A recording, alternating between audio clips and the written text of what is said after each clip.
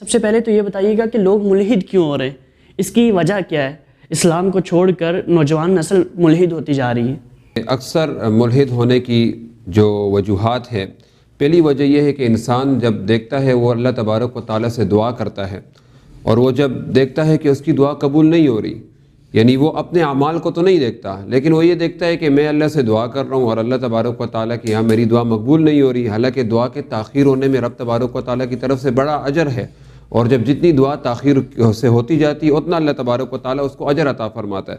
تو پہلا یہ ہے کہ جب کوئی ملحد یعنی کوئی شخص اللہ تبارک و تعالیٰ سے دعا کرتا ہے اور اس کی دعا قبول نہیں ہوتی یا اس کی دعا تاخیر پکڑ لیتی ہے، تو وہ یہ سمجھتا ہے کہ کوئی کریٹر نہیں ہے، کوئی پیدا کرنے والا نہیں ہے، یہ جو کریشن ہے، مخلوق ہے، یہ خود پیدا کی گئی ہے، تو اس کا کوئی خالق اور کوئی یعنی کریٹر نہیں ہے، تو وہ اس طرح کرتے کرتے جو ہے ملحد ہو جاتا ہے۔ اور پھر جب اس کی جو ہے دعا قبول ہو جائے، یعنی بعض لوگ ان میں سے ایسے ہوتے ہیں، یعنی بعض لوگوں کے ملحد ہونے کی یہ وجہ ہے کہ جب وہ قرآن و حدیث پڑھتے ہیں اور انہیں کوئی معنی سمجھ میں نہیں آتا، مثال کے طور پر جیسے قرآن مجید میں آیا کہ ید اللہ، وجہ اللہ، یہ تمام معنی اگر دیکھا جائے تو یہ چہرے پر، ہاتھ پر دلالت کرتے ہیں، جنہیں آیات متشابہات کہا جاتا ہے۔ تو جب وہ دیکھتا ہے کہ آیات متشابہات پر اگر وہ غور و فکر کرتے، کیونکہ جب صحابہ کرام آیات متشابہات کے بارے میں ایک بار بحث کر رہے تھے تو حضور نے فرمایا کہ اس پر بحث نہ کرو، اس پر ایمان لاؤ، اور اس پر جو ہے ثابت قدم رہو کہ تم دل سے کہو کہ ہم ایمان لاتے ہیں ان آیات متشابہات پر اور ہم اس پر بحث نہیں کرتے۔ تو جب انسان اس کے اندر بحث کرنے لگ جاتا ہے تو وہ دین اسلام سے جو ہے اپنے حد کو دور کر دیتا ہے، اپنے آپ کو دور کر دیتا ہے۔ تو یہ دو وجہ بہت مین ہے، یہ دو وجوہات ایسی ہیں کہ جن کی وجہ سے انسان ملحدی کی طرف جاتا ہے۔ ان میں سے جو بڑی وجہ ہے وہ دعا کی ہے۔ مفہوم حدیث ہے کہ بس اوقات لوگوں کی دعا اس وقت تک قبول نہیں ہوتی کہ ان کے گناہ لوگوں کی دعا کو روک دیتے ہیں۔ تو انسان جب بھی اگر دعا کرے تو وہ اپنے آپ کو دیکھے، اگر دعا اس کی قبول نہیں ہو رہی تو صبر کرے۔ اس لیے قرآن نے کہا کہ ہم صبر کرنے والوں کے ساتھ ہیں، اللہ تبارک و تعالیٰ صبر کرنے والوں کے ساتھ ہے۔ تو لہٰذا انسان کو چاہیے کہ جب وہ دعا کرے اس پر صبر کرے اور اطمینان رکھے، تو اللہ تبارک و تعالیٰ اس کو اجر عطا فرمائے گا۔ آپ نے کہا کہ کسی کی دعا قبول ہوتی ہے، کسی کی نہیں، تو ذرا بتائیے گا کہ کیا یہ ناانصافی نہیں؟ کسی کی دعا قبول ہوتی ہے، کسی کی نہیں ہوتی۔ ایک فیکٹری کا مالک ہے اور اس کے یہاں بہت سارے لوگ کام کرتے ہیں، لیکن وہ کسی ایک اپنے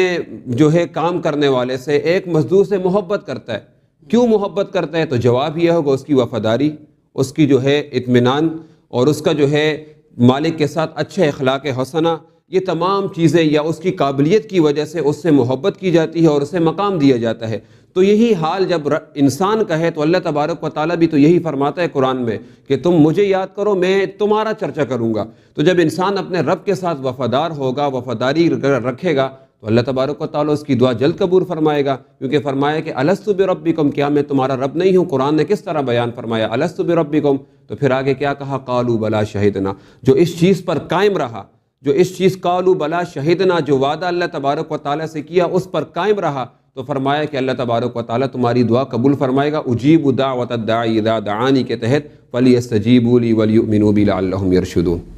ملحد کا اعتراض ہے، اس نے کہا کہ جب اللہ رب العزت تمام کائنات کا خالق ہے، کریٹر ہے، تو پھر اللہ رب العزت نے سب کو برابر کیوں نہیں بنایا؟ کسی کو کالا بنایا، کسی کو گورا بنایا،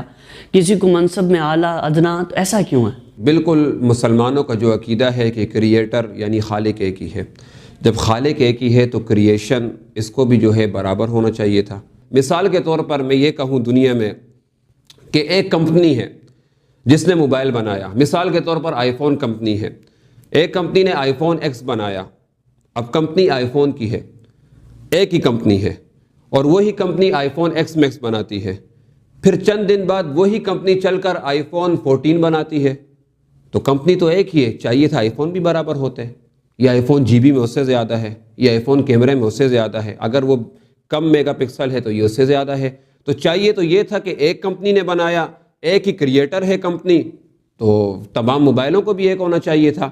تو اس لیے یہاں پر بات یہ نہیں ہے، یہاں پر بات یہ ہے کہ اللہ تبارک و تعالیٰ نے تمام لوگوں کو ایک ہی جیسا بنایا ہے، تمام کو ایک ہی طرح کیا ہے، لیکن فرق یہ ہے کہ انسان اپنے اعمال اور اپنی وفاداری کی وجہ سے سبقت لے جاتا ہے دوسروں سے، اپنے اعمال، یعنی فرمایا ان الذین سبقت لهم من الحسنى اولئک عنہا مبعدون، کہ فرمایا کہ جو لوگ سبقت لے گئے ان کے لیے اچھائی ہے، اور یہ اللہ تبارک و تعالیٰ کی عبادت کرنے والے ہیں۔ تو انسانوں کو جو ہے کریٹر نے سب کو ایک ہی طرح بنایا، کیونکہ لقد خلقنا الانسان فی احسن تقویم، انسان کو بڑی اچھی صورت میں پیدا کیا۔ اس سے مراد یہ نہیں ہے کہ انسان کی صورت کالی ہے یا سفید ہے، نہیں، انسان لنگڑا ہے یا جس طرح ہے، یہ صورت مراد نہیں ہے۔ فرمایا انسان کو ہم نے اچھی صورت میں اس طرح پیدا کیا کہ انسان اپنے اعمال کے سبب فرشتوں سے بھی افضل ہو جاتا ہے۔ تو یہاں پر مراد